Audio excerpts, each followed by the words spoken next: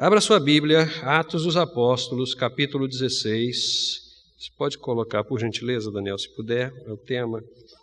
Não? Nós vamos conversar com os irmãos sobre esse tema, o que fazer para herdar a vida eterna.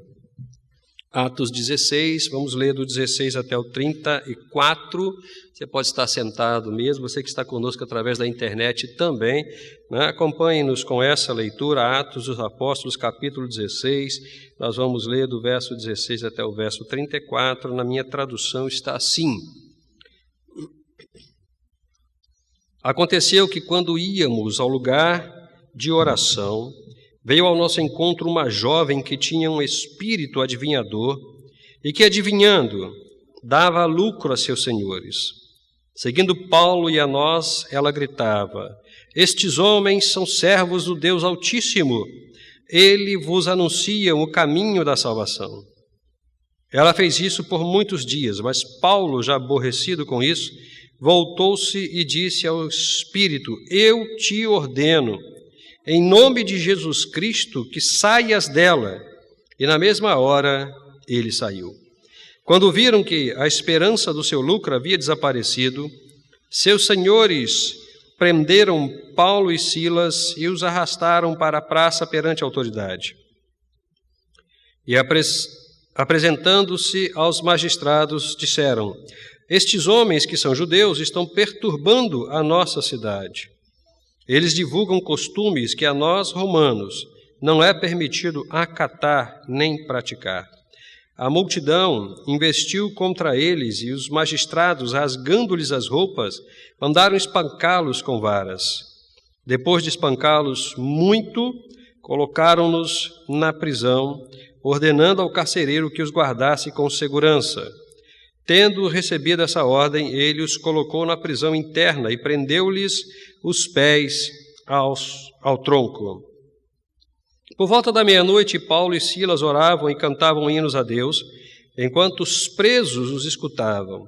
De repente houve um terremoto tão intenso que os alicerces do cárcere foram abertos e logo todas as portas se abriram e as correntes de todos se soltaram. O carcereiro acordou e, vendo aberta as portas da prisão, sacou a espada para suicidar-se, supondo que os presos haviam fugido. Mas Paulo gritou para ele: Não te faças nenhum mal, porque estamos todos aqui. Ele pediu luz, correu para dentro e, trêmulo, prostrou-se diante de Paulo e Silas. Levando-os para fora, disse: Senhores, que eu preciso fazer para ser salvo? Eles responderam: Crê no Senhor Jesus, e tu e tua casa sereis salvos.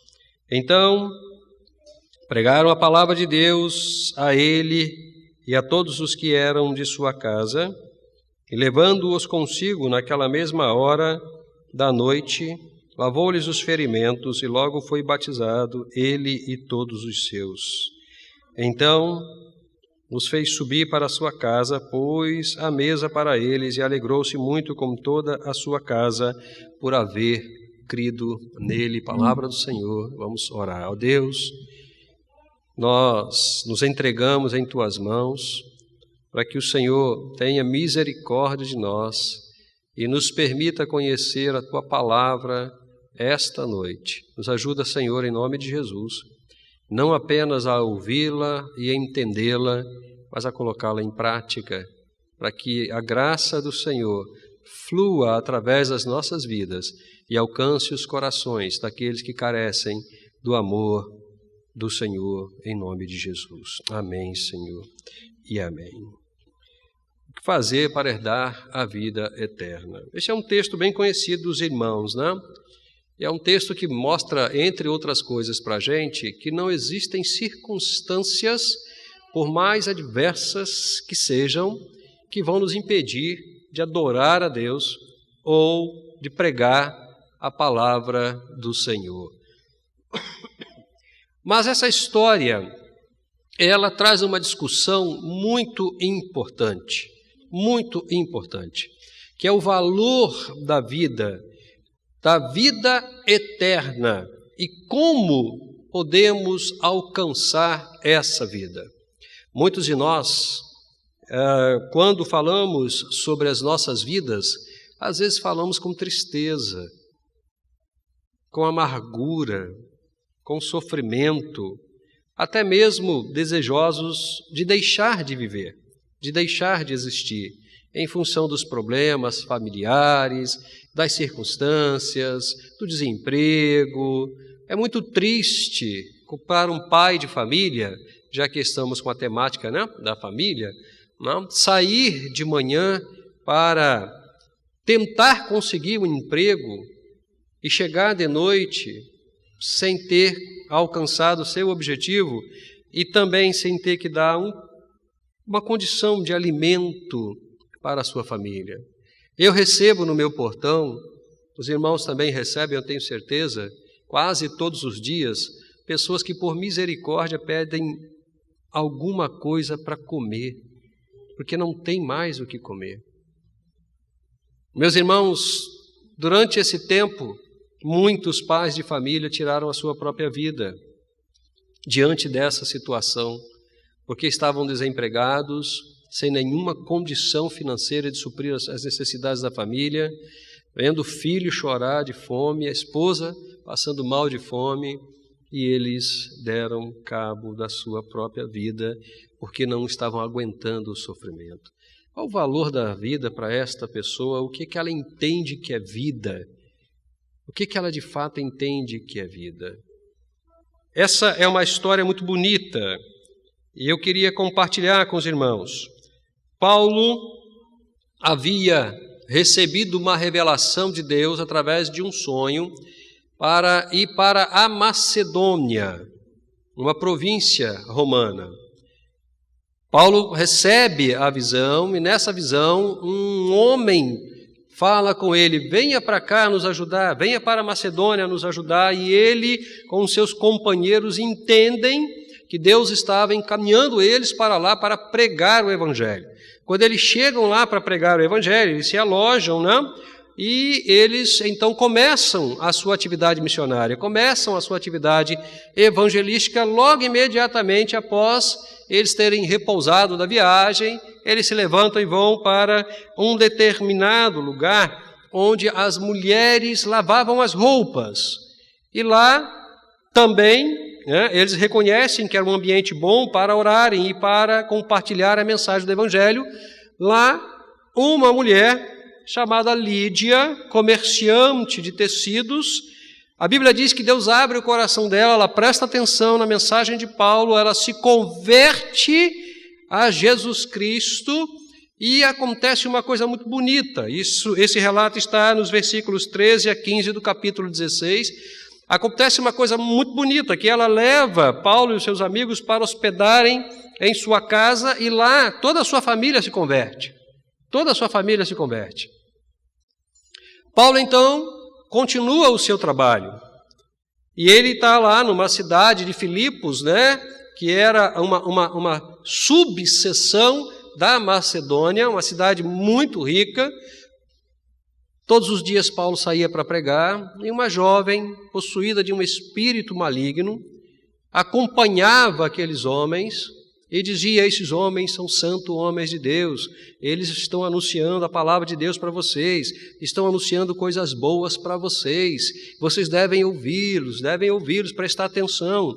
E aqui eu abro um parênteses, irmãos, cuidado com certas falas a respeito do valor daquilo que você faz para Deus. Cuidado, porque o diabo é inteligentemente astuto. Na verdade, o que ele pretendia era trazer orgulho para o coração de Paulo e dos seus amigos. Cuidado. A glória é toda de Jesus. A honra é toda de Jesus. A palavra é de Jesus. Quem convence o homem do pecado, da justiça e do juízo é o Espírito Santo de Deus. Nossa função é pregar o Evangelho. E Paulo entendeu perfeitamente o que estava naquela menina e qual era o propósito por trás de todos aqueles elogios. E Paulo então fica um pouco chateado e repreende aquele espírito maligno. E aí acontece uma outra questão muito interessante. Aquela menina, ela não estava apenas acompanhando Paulo e elogiando Paulo e os seus amigos. Ela dava lucro para as pessoas com quem ela trabalhava. Dava lucro através da adivinhação. E agora ela não podia mais adivinhar, porque o espírito que estava nela, que era um espírito de adivinhação, havia sido exorcizado, havia sido repreendido, expulso por Paulo mediante a autoridade da palavra de Jesus, do nome de Jesus. Paulo e os seus companheiros, então, são perseguidos, são presos, e a prisão, Lucas é bem detalhista com relação à prisão, né? Ela é muito dura.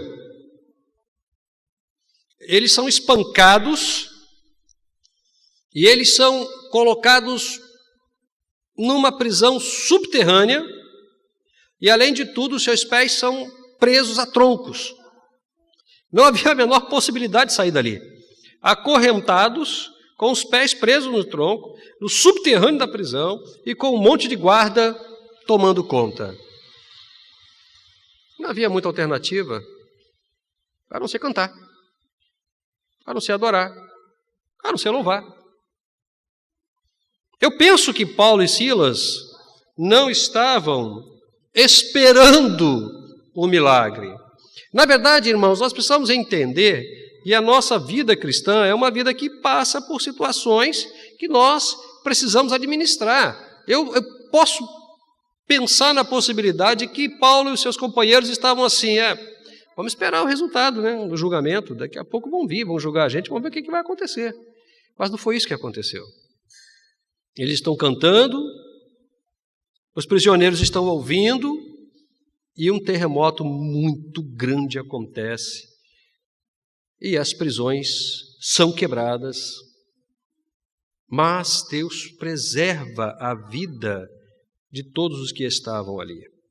E aí entra um personagem que de fato nos interessa, mais do que esses que a gente já está conversando, que é o carcereiro.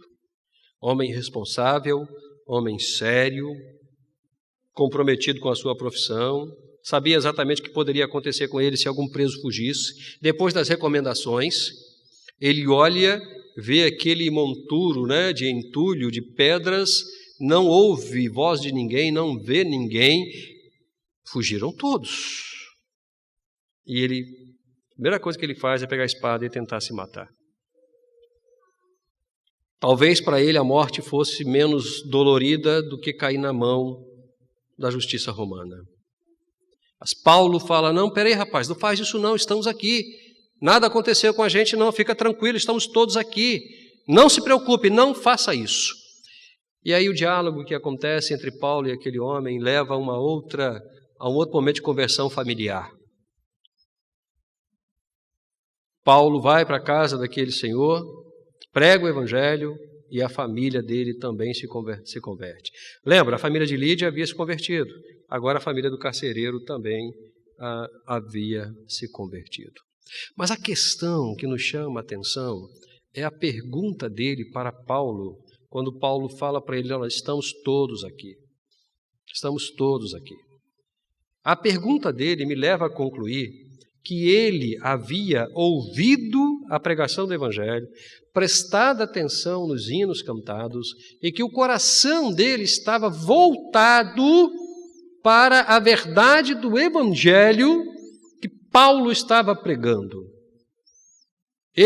A pergunta dele me leva a perceber que ele estava levando aquela situação da pregação do Evangelho e dos hinos cantados por Paulo como sendo uma coisa muito séria. Muito séria. O que eu devo fazer para ser salvo? Em alguma outra tradução pode estar para herdar a vida eterna. O que eu preciso fazer? O que de fato é necessário? O que de fato é importante para eu ter esta vida que vocês estão pregando? Para eu ser salvo? Paulo então orienta para ele aquilo que, na verdade, em tese, é a coisa mais simples, porém mais poderosa que pode acontecer na vida de uma pessoa. Entrega a sua vida para Cristo. Entrega a sua vida. Muitas das vezes, irmãos, nós falamos isso como se isso não fosse uma coisa extremamente poderosa. Nós estamos tão acostumados a falar, aceita Jesus, se converta a Cristo, arrependa-se, que nós não conseguimos perceber o poder que está nestas palavras. O poder que acompanha estas palavras. Paulo fala para ele, meu querido, entrega a sua vida para Jesus. Entrega a sua vida para Jesus e será salvo você e a sua casa. Paulo lhe propõe uma vida diferente da vida que ele conhecia. E eu quero lhe propor uma vida diferente da vida que você vive e que você conhece.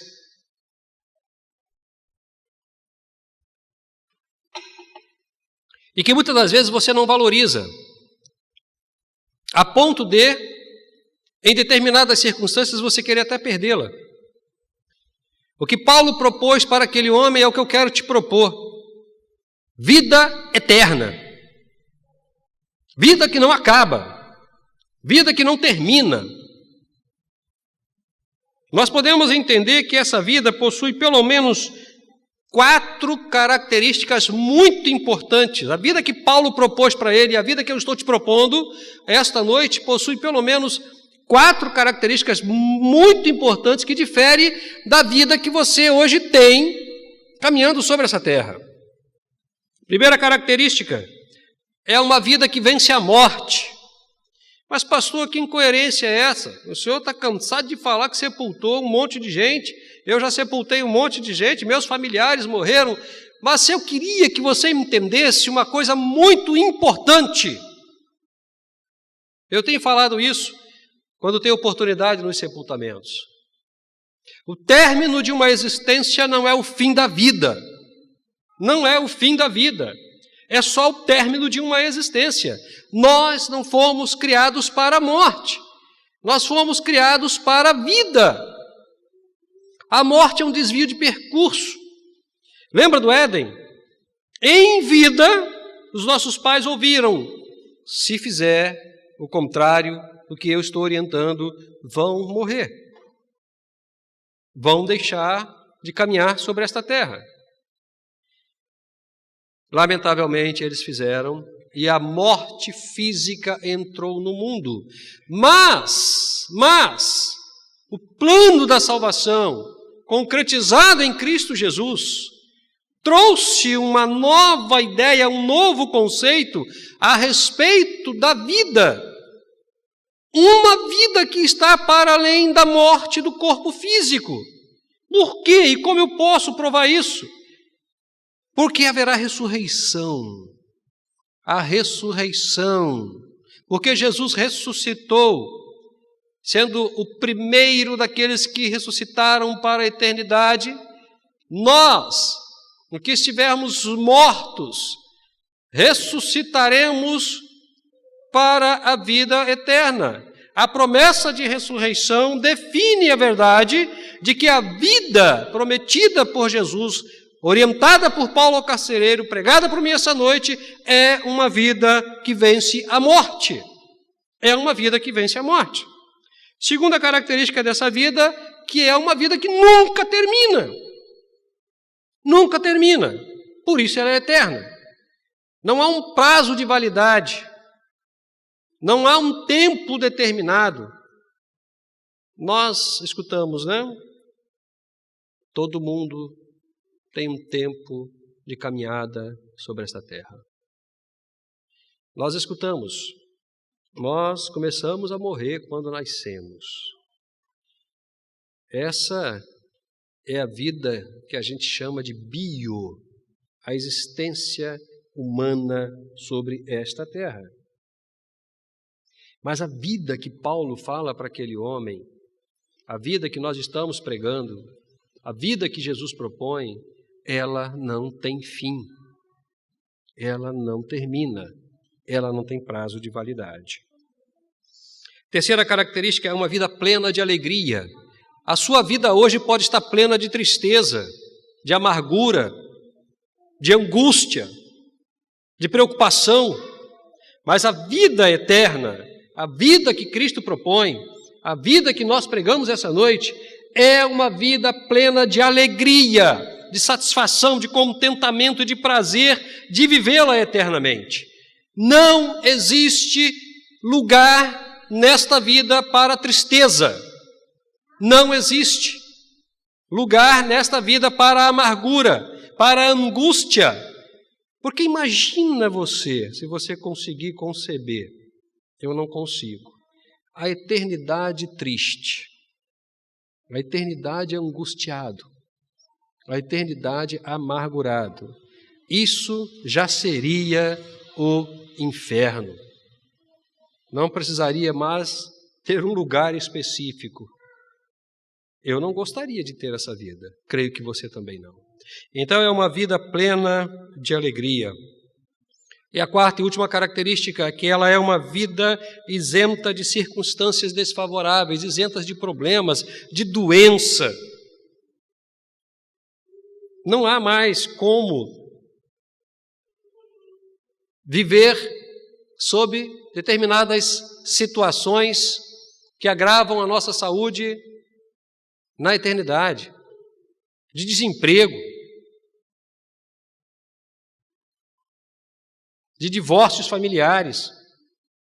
Todas as questões que causam angústia na vida da gente, elas não existirão na vida eterna, porque é uma vida completamente isenta de circunstâncias desfavoráveis. Então, preste atenção, quando Paulo fala para aquele homem, crê no Senhor Jesus, entrega a sua vida para Jesus, e Ele vai te dar a vida eterna, Paulo está dizendo para ele, meu amigo, a vida que você tentou tirar agora é importante, é necessária, por isso não tire.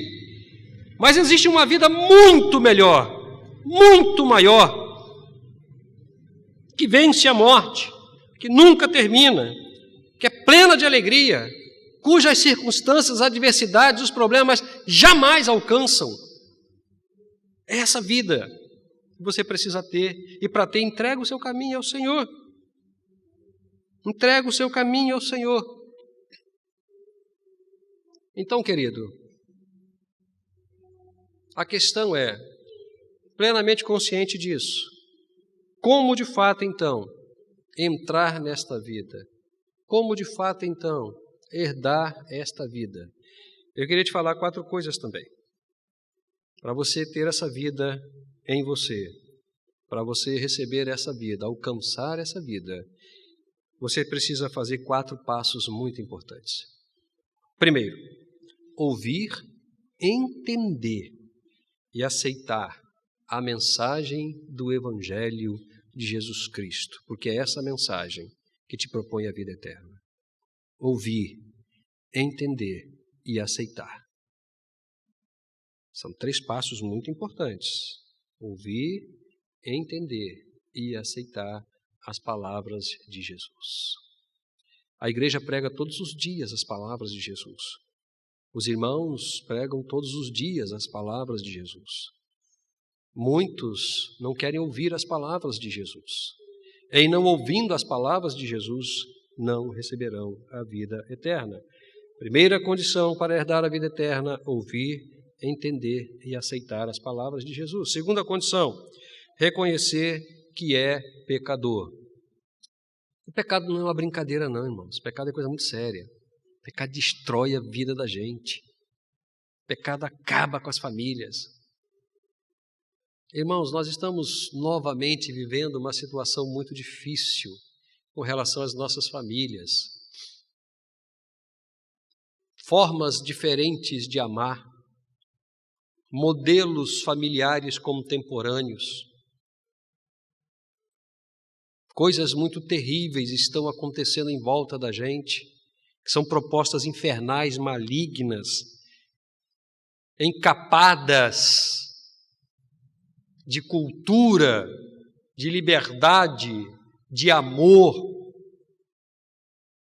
mas que, na verdade, afundam as pessoas.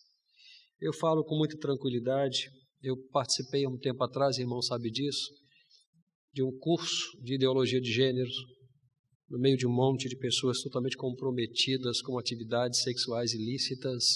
Eu era o único pastor, o único hétero lá. Eu ouvi da boca deles a angústia que eles têm por praticarem o que praticam, mas não conseguem parar de fazer. Tudo por alguns momentos de prazer pecaminoso. E trazem no corpo, como Paulo fala lá aos Romanos, né? As marcas do pecado, da pornografia, da imoralidade, do vício, do casamento aberto, da imoralidade familiar. Trazem no corpo as marcas, as doenças, a angústia, a tristeza expressa no rosto. Cheguei a conhecer um rapaz que falou lá no grupo: eu não quero fazer isso, eu não gosto de fazer, mas eu não consigo parar. Escravo do pecado. É isso que o pecado faz. Então você precisa reconhecer que é pecador. Eu sou pecador, eu não tenho força, eu não consigo. Eu não vou sair dessa vida se Jesus não me tirar.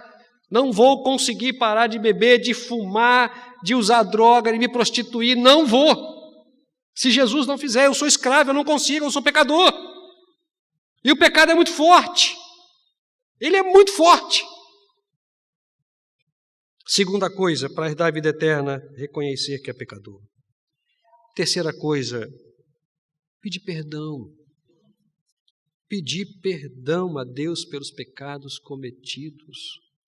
Não é apenas reconhecer, porque você pode reconhecer de uma forma arrogante: eu sou pecador, eu faço mesmo, como eu já ouvi algumas vezes, né? Eu faço mesmo e ninguém tem nada com isso, mas é pedir perdão. Senhor, me perdoe, eu não consigo, eu preciso que o Senhor me perdoe, porque é o perdão que nos aproxima de Deus.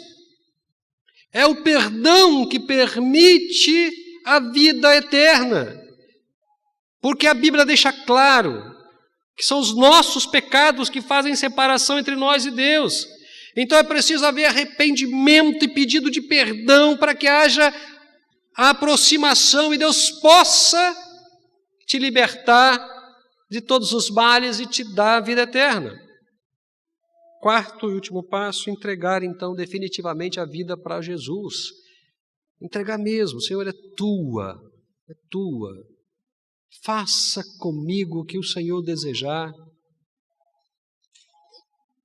Eu não quero mais viver desse jeito, a minha vida pertence ao Senhor. Eu ouvi a mensagem, entendi a mensagem, aceitei a mensagem, sou pecador, não tenho condições de me livrar dos meus pecados. Me perdoa, Senhor, eu preciso do seu perdão, preciso que o Senhor me ajude. A minha vida eu entrego ao Senhor, para que o Senhor me dê a vida eterna. O resultado disso, meus irmãos, o texto fala para a gente: o que acontece na casa daquele homem é o que tem que acontecer na vida de quem herda a vida eterna. Alegria e segurança eterna. Versículo 34 diz assim: então os fez subir para a sua casa, pôs a mesa para eles e alegrou-se muito com toda a sua casa. Quanto tempo faz que você não sabe o que é alegria? Quanto tempo faz? Deve fazer muito tempo. Bastante tempo. Muito tempo que seu coração está amargurado, que a tristeza está rondando a sua casa. O resultado de receber a vida eterna em Cristo Jesus é a alegria, por tudo que nós já falamos, por toda essa herança belíssima que acompanha a vida eterna. Alegria. Poder voltar a sorrir, poder voltar a viver, poder voltar a ver a vida de uma outra forma, com muito mais satisfação, poder voltar a sonhar com a família, sonhar com a vida, com a construção da vida, com os projetos, que talvez hoje você não consiga. E além disso, além da alegria como resultado de ter a vida eterna, a segurança eterna. Nós precisamos nos sentir seguros. O mundo nos ameaça, as circunstâncias nos ameaçam, os problemas nos ameaçam, as dificuldades nos ameaçam, nós nos ameaçamos. Precisamos de segurança.